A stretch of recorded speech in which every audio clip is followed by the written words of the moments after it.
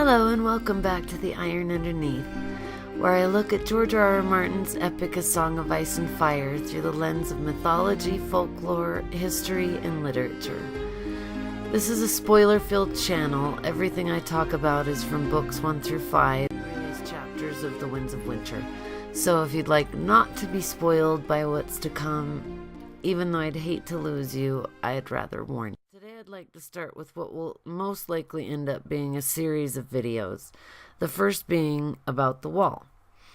The magic spells that are woven into it, its makeup, and the characters who are atop that wall by the end of A Dance with Dragons. The wall has many descriptions. However, after looking at them after a while, each description becomes more and more similar. It plays on the light, like Valyrian steel, like a lot of other things. It's been said to change colors with the light of the sun or the light of the moon. Here's a quote from John 1 from A Clash of Kings. Sam squinted up at the wall. It loomed above them, an icy cliff 700 feet high. Sometimes it seemed to John almost a living thing, with moods of its own. The color of the ice was wont to change with every shift of light. Now it was the deep blue of frozen rivers, now the dirty white of old snow. And when a cloud passed before the sun, it darkened to the pale gray of pitted stone. It was the end of the world. Besides the interesting fact that Bran, Jon, and I believe Jojen all say the wall is the end of the world, notice the way that the light changes the colors with the sun. But Jon even associates it with changing moods, which humanizes it. The part that's really interesting is that it, quote, darkened to the pale gray of pitted stone. That sounds like a meteorite. We have story upon story. This story is entirely dualistic. For everything, we have an opposite. As I show in my video entitled The Blackbark Trees. The blackbark trees with the inky blue leaves, and whether they're the polar opposite to the white-barked weirwoods with their red leaves that look like bloody hands. So, when I hear things that are blue, red, or shimmer and change color, they get my attention. What caught my eye, besides the gray-black look of the wall at times, was the blue tinge, the light and the dark blue, but always blue. It takes on a different light, and it brings to mind the Sword of the Morning and his great sword Dawn, which was made from a meteorite that the founder of House Dane saw fall from the sky. It's said that he followed the meteorite and got it to Starfall and forged the sword Dawn out of it. Its description from Eddard 10 in A Game of Thrones is that it's pale as milk glass, alive with light. That sounds much like the wall and the others. Here are a couple of quotes to back this up. The first is from Jon again, from A Game of Thrones, Jon 3. By the time Jon left the armory, it was almost midday. The sun had broken through the clouds. He turned his back on it and lifted his eyes to the wall, blazing blue and crystalline in the sunlight. Even after all these weeks, the sight of it still gave him the shivers. Centuries of wind-blown dirt had pocked and scoured it, covering it like a film, and often it seemed like a pale gray, the color of an overcast sky. But when the sun caught it fair on a bright day, it shone, alive with light, a colossal blue-white cliff that filled up half the sky, and a blue-white crystalline wall in the sun, alive with light. The others have a similar description to this pale crystalline blue coloring and look. They're much too similar to ignore. The color of their blood speaks volumes. Here's Sam's description of the White Walker he killed. The way its armor melted, the way it melted down to pale, milky white bones and the color of its blood. This is from Samuel 1, A Storm of Swords. When he opened his eyes, the other's armor was running down its legs in rivulets as pale blue blood hissed and steamed around the black dragon glass dagger in its throat. It reached down with those two bone-white hands to pull out the knife, but when its fingers touched the obsidian, they smoked. The other shrank and puddled, dissolving away. In 20 heartbeats, its flesh was gone, swirling away in a fine white mist. Beneath were bones like milk glass, pale and shiny, and they were melting too. Finally, only the dragon glass dagger remained, wreathed in steam as if it were alive and sweating. This quote is rich with information. The others have blue blood. This is important not only because it has the same color given as dawn, as the blue fork of the trident, the blue winter rose of Baal the Bard and his Stark princess that he stole, as well as Lyanna Stark and her, quote, abduction, after being crowned Queen of Love and Beauty with a crown of blue winter roses at the tourney of Harrenhal by Rhaegar Targaryen. The day all the smiles died.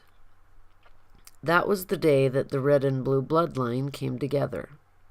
When King Torrhen Stark knelt to Aegon Targaryen in the Pact of Ice and Fire, a Stark and a Targaryen were to marry to seal the pact. It never happened. Not long after about the passing of a year with Rhaegar and Lyanna, a child was born.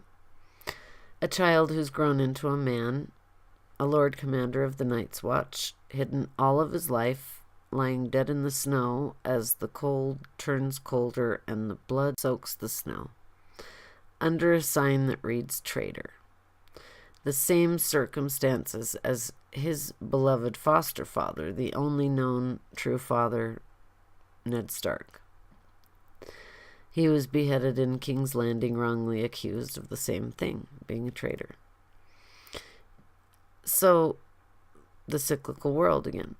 So Jon will rise. His resurrection will also take place atop the wall with Melisandre of Ashai, the Red Priestess of R'hllor, who is fire, red-eyed, red-haired, kissed by fire, adorned with a red ruby necklace that glamours her almost 1,000-year-old identity, her immortality, it seems. We now know from George R.R. Martin that she is not animated by R'hllor as Beric is by the Lord of Light. Beric is dead, and his heart is not beating, George said. So he is truly animated by the Lord of Light. She seems to be immortal because she's thousands of years old. She's not the same age and she doesn't have the same look as her young self when she's glamored with her ruby. So it seems that Melisandre may have found true immortality. And she is going to Jon Snow. Nobody else of the R'hllorian faith, it seems, is. Although I think there might be a few. She's also always dressed in scarlet, not red, scarlet. So Jon will most likely stay dead for a period of 3 days, then rise. A god myth is happening. In the books, we don't know how he'll come back, if it'll be by the Lord of Light through Melisandre, or if it'll be by the old gods. Either way, he will visit the underworld, or the other world as the Egyptians saw it. They lived by the knowledge which was real to them, possibly because their third eye was open, because they used their pineal gland. The Egyptians believed that there was no veil between the living and the dead. So Jon will see everything. He'll probably go to the crypts of Winterfell in this time. The first god myth of Egypt was Ra or Re, however you want to say it, and Geb, the sun and the Mother Earth, respectively. They had Isis, Osiris, Nefertiti, and Set.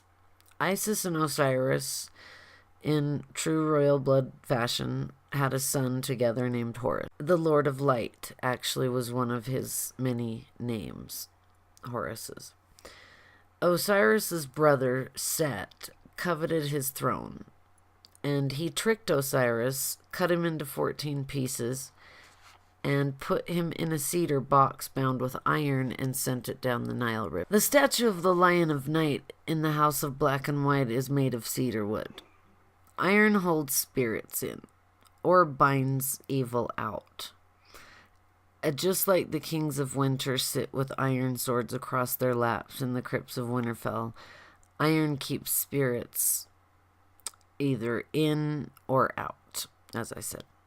So, Isis and Nefertiti went to find Osiris, and a huge tree had grown where the box stopped in the river. They put him back together again. The thing that they needed to put back was his eye. The red eye of Horus, it's called, represents Ra, the sun. The eye of Horus then represents one red eye, which is the sun, Ra, and the other eye it's either white or it's gone, indicating his father's murder, which was a blood betrayal. Now, this is really reminiscent of the 9th emperor of the Great Empire of the Dawn, the Bloodstone Emperor, and his blood betrayal, which was the kinslaying of his sister, the Amethyst Empress, so he could usurp her throne. After he did so, a reign of terror ensued, in which he forced his people to worship a black stone, which made them sick. Now, this is from the world of Ice and Fire. So, this blood betrayal is the act credited with starting the Long Night. The blood betrayal, though we must question the world of Ice and Fire because it's written by maesters, it's said to have ushered in the Long Night by causing the maiden maid of light to turn her back on the world in shame, which allowed the Lion of Night and his demons to be unleashed unto the realms of men. The fused black stone 5 forts had been holding them out, it seems, much like the wall and the others, but they descended upon the world when the darkness fell. The Lion of Night's name, him representing also Set, brother to Osiris, who killed him. So if you think instead of Lion of Night, King of Night, or Night's King, I think these were our first others. It's also the repeating story of Bloodraven and Bittersteel, the kinslaying and taking of an eye between brothers. It repeats, represented by skulls, and it may have again at the mutiny at Craster's, but that's also for another video. So that missing or white eye represents the struggle of man, of Osiris and his brother Set, coveting what wasn't his. Osiris, now confined to the other or underworld, that eye also represents the moon. The red eye is representative of the sacred masculine, the sun, fire, and the white of the moon, or the tides, blue, the union which is representative of Rhaegar Targaryen, the Red King, and Lyanna Stark, the White or Blue Queen, or in this case, Princess, possible Queen for a moment. This is the sacred marriage that is talked about in alchemy and in the hero's journey, in Jung. It's a cosmic sacred marriage of the divine masculine and the divine feminine. It's the union which births a god figure, a god king. It's also deep in Arthurian legend. King Uther of Pendragon, who was the father of King Arthur, he had dragon banners. His sigil was a dragon. And he married a woman named Igraine. She was the daughter of the Lady of the Lake of Avalon, which was the land beyond the mists. And it was also kind of like the elven or the fairy land. It was beyond the mists of time. And their union birthed King Arthur, who then met Guinevere in the mists of Avalon again. Lancelot also sees Guinevere in this magical isle. So we must always also remember J.R.R. Tolkien, who George R.R. Martin always states that he's writing in reply to. But it's more than that. The Lord of the Rings runs through the story of A Song of Ice and Fire, the very story. Aragorn, Strider, King of Gondor, he was hidden because of his bloodline. He was fostered by Elrond, father of the woman that he loved. He was called by a different name till he was 20 years old. Then he was given his true parentage and his sword and his healer's stone. Between the two stories, John would seem to need Longclaw to break. Possibly when he's dead it will, or in the fight afterwards. But it needs to break so that he can take on the sword made from a meteorite, Dawn. The sword that is made of the same stuff as the others. But it's more than that. The Lord of the Rings runs through the story of A Song of Ice and Fire, the very story. Aragorn, Strider, King of Gondor, he was hidden because of his bloodline. He was fostered by Elrond, father of the woman that he loved. He was called by a different name till he was 20 years old. Then he was given his true parentage and his sword and his healer's stone. Between the two stories, John would seem to need Longclaw to break. Possibly when he's dead it will, or in the fight afterwards. But it needs to break so that he can take on the sword made from a meteorite, Dawn. The sword that is made of the same stuff as the other. The difference is, it's untouched by human hands or earthly fire. It's iron ore from a meteorite. It's the same stuff that makes up the wall. Pitted, pockmarked, much like the surface of a meteorite, a black stone. Bran the Builder more than likely was a greenseer and a probable ally of the Children of the Forest. I'm sure he could see the future and the need for the wall. And now the children were said to have imbued the wall with magic spells that prevent the others from crossing. Cold Hands couldn't pass through the Black Gate, but Jaffers and I think his name was Otho did. The Whites that were Night's Watch. Now the Whites seemed to be made of only ice, as Sam's dragonglass dagger did nothing to the white version of poor sweet small Paul, who it took fire to kill. It took fire to kill small Paul as a white. And it took the fire from the lantern in the old bear's chambers that Jon Snow threw at them. It took fire to kill those brothers also at Castle Black when they were advancing on the old bear. So the wall also weeps, and it seems to be made of salt water, since Bran tasted salt as it dripped down his face to his nose and was salt. So the others are made of partly ice, part magic, like Dawn. Most likely they cannot pass salt either, because they are ice. The alchemical symbol for salt has been seen around Sansa's neck on the show, possibly implying that the Starks also cannot be passed by the others. This might be a reason why a Stark always has to be at Winterfell. If for some reason the wall is breached by the others, then if they come down to Winterfell, they cannot pass. There's also Storm's End, built by Bran the Builder, that can't be passed by water, and after what we've seen from Stannis, it can be garrisoned very well, and people can be safe there. They can be safe at Winterfell, and they can also be safe in the High Tower, which is built much like the wall. Every generation, it's built up more. So If you cut the salt symbol in half and flip the ends up, you've got a horned moon, as well as flipping it again becomes the moon itself, a sliver of a moon. The horned moon is a spring moon, and it represents fertility, crops, celebration, rituals honoring life, death, and rebirth, the cycles of life. Hence all the spirals being drawn by Bran and Jojen, marking the path of the God King up to the wall.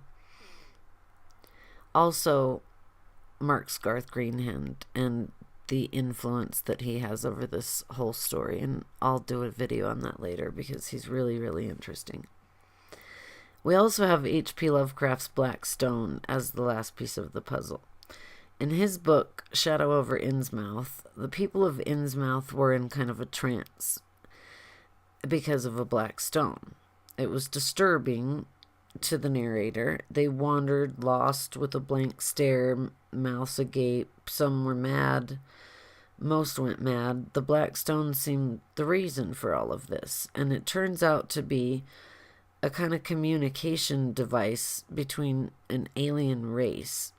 So these people were affected in a thrall-like fashion by the stone. When the wall weeps, the Night's Watch take it as a sign that it's safe to go on a ranging. But as we also know from Old Nan, the Night's Watch has not stayed true, and they have forgotten their true purpose. We know that from the Old Bear, from lots of people. It's actually the exact opposite. Every time, from the prologue of A Game of Thrones with Waymar Royce, Garrett, and Will, every time the Night's Watch get attacked by the White Walkers and Whites, the stone is reacting to them, or they're reacting to the stone.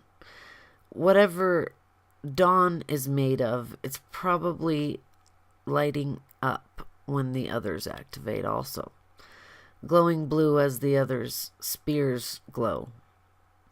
The blue bloodline will be part of the subject in my next video, which will continue on this vein, along this vein. The red and blue bloodline exists very much in our society. So Tolkien and George R.R. Martin both write in a structure of Norse mythology, which is the 9 realms of the Yggdrasil, the Tree of Life, structure on which all the 9 realms stand, with the realm of the gods, Asgard on top, Midgard, the earthly realm, etc. The white tree of Tolkien is here in the heart tree. It affects the past, present, and future, giving green seers the sight to see. So meteorites provide the iron, that special kind of iron that the children manipulated to make the others, and that made up the wall. The wall is made up of the dead, according to Val, the wildling princess, quote-unquote, and Melisandre of Ashai. These are 2 very different women with the same opinion. So the Great Other speaks to one of these women in her fires, threatening to drag them into the long night with him, according to Melisandre. Stannis saw a crowned man in the fire. So, and Craster's wives seem to understand that their sons were the White Walkers. So, once again, the world's cyclical. History repeats itself. Atop a black wall, like the black cube of House Hightower itself, built very similarly to the wall, up every generation until they could see the wall, they say, or the wall can see their beacon fire atop their high tower, for they can already see the glass candles are burning. At museums, when we see depictions of a god, especially an Egyptian god, but nearly any cultural deity, they're usually shown standing or sitting atop a black cube. If not that, it's a black stand of some kind. There are a few deities atop the wall right now, standing atop a black stone. Jon Snow, representing every solar deity throughout time, from Horus to Mithras to Jesus and back again. Melisandre, which I'll explain in my next video, who I think she is and why she's with Jon. and Ghost, the white wolf with the red eyes, which represent the sun. John's warg, his other half, the son of the sun's other half. The Grail hiding in plain sight, ready to arise, gather his army as Aragorn did, and when he's ready, but not until then, he'll possibly take his rightful throne. He'll find out his parentage. Longclaw may break, and the crypts will call to him.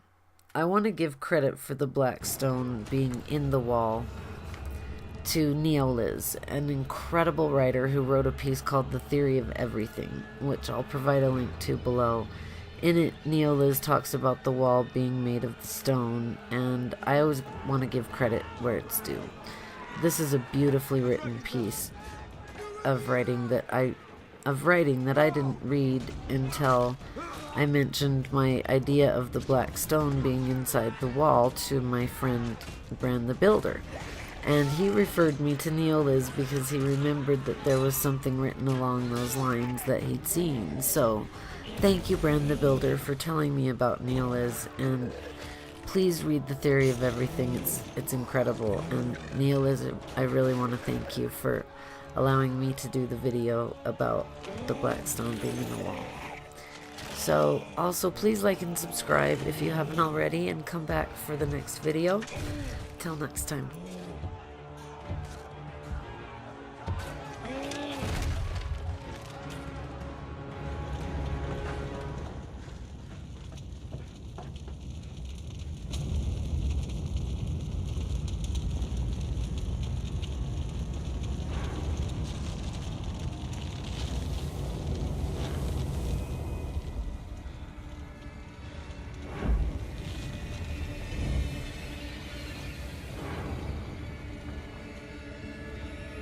Get the glass!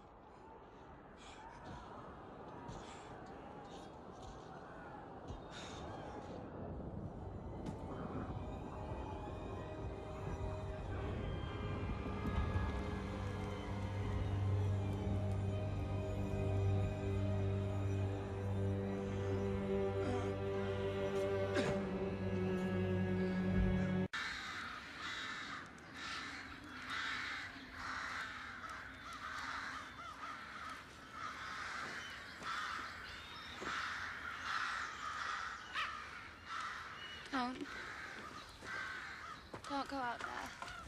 I'll be back. I just want to look.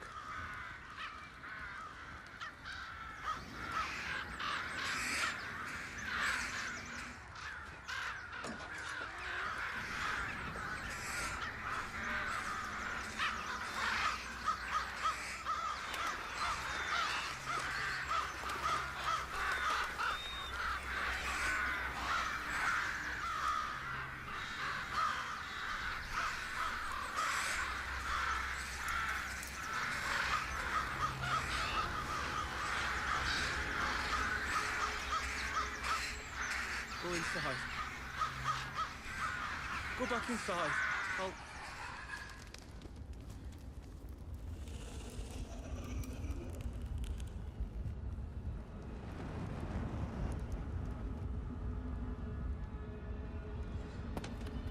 It's come for the baby.